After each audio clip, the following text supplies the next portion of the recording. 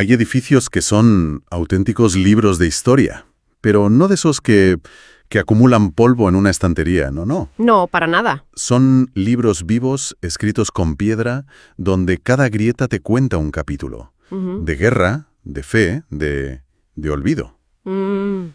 Y hoy vamos a sumergirnos en uno de esos relatos de piedra, en la iglesia de Santiago en Tarifa. Un caso fascinante. Es un monumento que ha visto de todo, esplendor, una decadencia casi violenta y que hoy se aferra a la existencia con una resiliencia que, la verdad, desafía toda lógica. Para este análisis a fondo nos basamos en un artículo increíblemente detallado de Tarifapedia.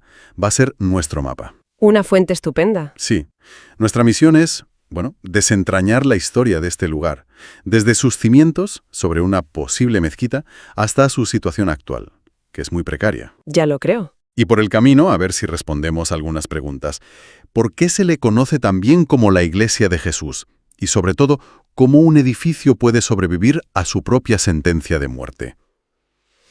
Es que este caso es un microcosmos perfecto. No estamos hablando solo de un edificio religioso en ruinas. ¿No es mucho más? La historia de la Iglesia de Santiago es la historia de la propia Tarifa, de sus cambios de poder, de cómo se desplaza el centro de una ciudad y de cómo la memoria colectiva decide qué salvar y qué dejar atrás. Cada una de sus heridas nos cuenta algo. De acuerdo. Pues vamos a desgranar esto. Empecemos por el principio de todo. Para entenderla, primero hay que situarla, ¿no? Claro. Está en la parte más alta del casco antiguo, la Aljaranda, y está literalmente pegada a la muralla medieval. Adosada, sí. La investigación de Tarifapedia apunta a que la teoría más sólida es que se levantó sobre una antigua mezquita, allá por el siglo XIV o XV. Y ese detalle, el de la mezquita, no es una simple nota a pie de página, es la declaración de intenciones del edificio. Es un símbolo. Totalmente. Construir iglesias sobre mezquitas era una práctica sistemática en la Reconquista. Es un acto de superposición simbólica potentísimo. Como la mezquita de Córdoba. El ejemplo más monumental que tenemos, exacto. Es la misma lógica a otra escala.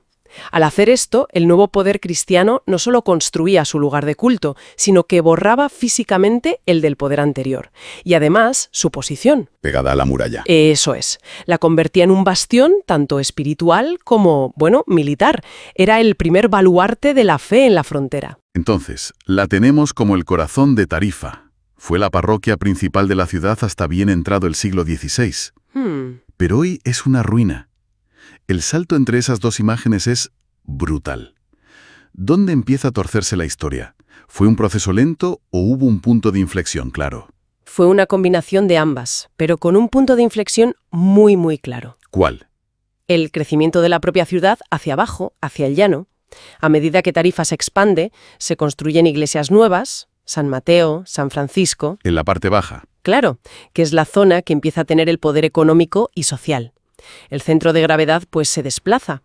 Y Santiago, allá arriba en la colina, empieza a quedarse aislada, vieja, incómoda. Pasa de ser protagonista a ser un personaje secundario.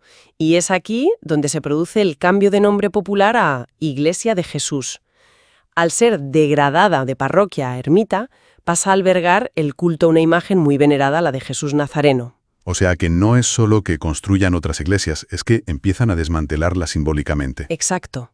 Es un despojo en toda regla, simbólico y físico. Vaya. Imagina lo que sintió la gente de la Aljaranda, del barrio antiguo. No solo les quitan su parroquia, el centro de su comunidad, Claro. sino que ven cómo se llevan a su nazareno, la imagen que veneraban, calle abajo hacia la iglesia nueva y rica. Se llevan sus tesoros, el alto relieve de Santiago que hoy se puede ver en San Mateo. Se lo llevan todo. Todo. Es una humillación arquitectónica y espiritual. La dejan vacía de contenido, de importancia. Y supongo que, una vez que pierde su estatus, el dinero para mantenerla también desaparece. Por supuesto. Ese parece ser el siguiente capítulo. Ya en el siglo XIX, el edificio empieza a dar señales de agotamiento. Claro. El artículo detalla que ya en el XIX se solicitan fondos para reparar la bóveda y unas capillas que amenazaban ruina. ¿Y? La petición es denegada y esto revela una verdad incómoda sobre el patrimonio. ¿Cuál? Que casi nunca muere por grandes catástrofes. muere por 1000 pequeñas decisiones de indiferencia. Qué buena frase. Es que la ruina de la iglesia de Santiago no empezó cuando se cayó el primer ladrillo, sino cuando se firmó la primera carta denegando fondos.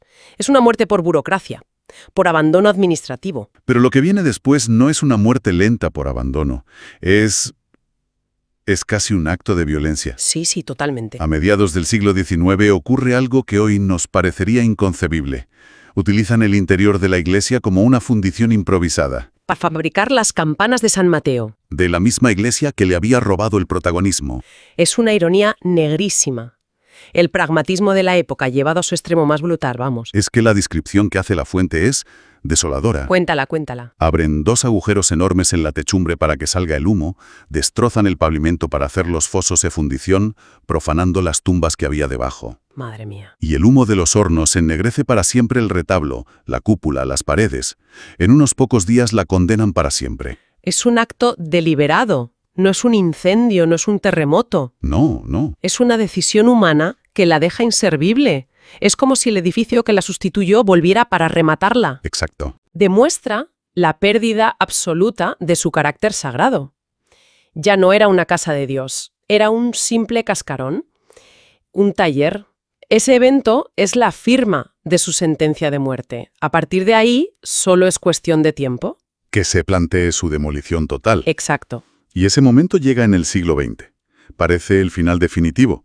La iglesia es vendida por el obispado de Cádiz y Algeciras a 2 hermanos, Manuel y Joaquín Pérez Gutiérrez. Y el artículo es muy claro sobre el propósito de la venta, para su uso como material de derribo. Es que es increíble. Iban a vender sus piedras. Y aunque hoy nos parezca una barbaridad, hay que entender el contexto de la primera mitad del siglo XX. La idea de patrimonio histórico protegido por ley era muy incipiente. Apenas existía. Se veían estos edificios antiguos como canteras de material bien labrado, no como monumentos a preservar. Se perdieron innumerables joyas arquitectónicas así en toda España. Era la mentalidad de lo viejo no sirve, hagamos algo nuevo. Justo.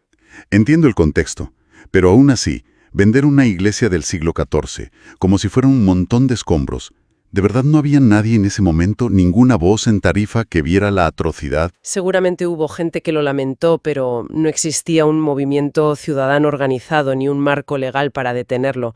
La prioridad era el progreso, la modernidad. Y estos edificios se veían como un obstáculo. Exacto.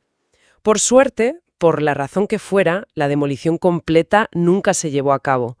Pero la amenaza seguía ahí, latente, y nos lleva al momento más cinematográfico de toda esta historia. La historia del tractor es increíble. Es de película. Por el peligro que suponía. Amenaza a los dueños con una multa de 500 pesetas, que para la época era un dinero, Una cantidad, sí. si no la tiran abajo. Imagina la escena. Los propietarios, para cumplir la orden y evitar la multa, no se andan con chiquitas. No. Atan una soga de acero a la parte más alta de la espadaña, la enganchan a un tractor y tiran, con toda la fuerza del motor. Uno esperaría que esa estructura agrietada y frágil se viniera abajo al primer tirón, Pues no. pero no lo hace. La descripción es lacónica y potentísima. Todos los intentos fueron en vano. Se negó a caer. La espadaña, el símbolo más visible y supuestamente más débil del monumento, se negó a caer. Resistió la fuerza bruta de un tractor. El simbolismo es extraordinario. Es la propia materia del edificio rebelándose contra su desaparición. Totalmente. Esa espadaña, que objetivamente era lo que estaba en peor estado, se convierte en un emblema de resistencia. Es la metáfora perfecta de toda la historia de la Iglesia, Un monumento que se niega a ser borrado del mapa. que lucha contra la indiferencia, la burocracia y hasta contra la fuerza de un motor. Es una imagen poderosísima. Entonces, hagamos ese recorrido virtual. Si pudiéramos entrar hoy, después de esa batalla contra el tractor, ¿qué nos encontraríamos? ¿Qué queda de ella? Pues entraríamos a un espacio que es a la vez sobrecogedor y hermoso. Ajá. Veríamos una estructura de una sola nave, orientada de este a oeste, de unos 500 metros cuadrados. La parte que mejor ha sobrevivido es la fachada principal, la oeste. Y ahí está la espadaña. Ahí está la puerta, con su arco de medio punto y coronándolo todo la heroica espadaña de 3 huecos. Todavía en pie, aunque el artículo advierte que sus grietas son profundas y peligrosas. Un detalle curioso que menciona, entre la puerta y la espadaña había una claraboya, un rosetón, que en algún momento fue tapiado. Le quitaron luz. Sí, sí. Y la fuente también habla de algo que debió ser espectacular y que apenas se intuye. Restos de la decoración pictórica original en la fachada. Ah, ¿sí? Describe un enfoscado blanco sobre el que se pintó una red de falsos sillares, de cuadrados en rojo almagra, amarillo y blanco. Tuvo que ser una fachada llena de color. Muy vistosa. Muy lejos de la imagen austera que tenemos hoy de la piedra desnuda. Sin duda. ¿Y al cruzar el umbral qué? Pues la sensación sería de estar en un interior que es un exterior. La nave está a cielo abierto, sin rastro de la cubierta de madera. Y todo lleno de escombros. El suelo está cubierto de escombros y vegetación, lo cual, paradójicamente, puede ser su salvación. ¿Ah, sí? ¿Por qué? Porque esa capa de detritos probablemente esté protegiendo el suelo original y posibles enterramientos a la espera de una excavación arqueológica seria. O sea que la propia ruina la protege. En cierto modo, sí. Y las capillas laterales, porque ahí es donde el contraste se vuelve casi doloroso. Exacto. A la izquierda tendríamos la Capilla de la Concepción. Y es una sorpresa. Está bien conservada. Es de estilo gótico y, según el artículo, está en un estado de conservación sorprendentemente bueno. Mantiene su bóveda de crucería con nervaduras de piedra tallada y los símbolos de los evangelistas. Vaya. Su arco de acceso es una joya gótico-mudéjar. Es una cápsula del tiempo casi intacta. Y, sin embargo, está cerrada, abandonada. Qué pena. Y a la derecha, la otra cara de la moneda, la Capilla de la Encarnación. Ahí la historia es mucho más reciente y mucho más triste. ¿Qué pasó?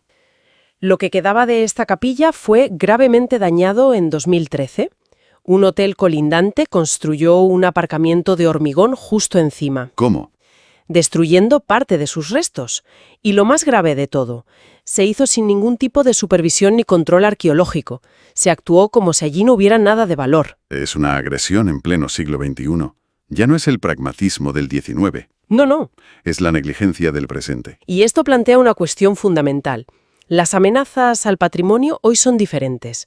Ya no es solo el abandono pasivo, el paso del tiempo, Ahora es la negligencia activa. la especulación urbanística, la falta de control.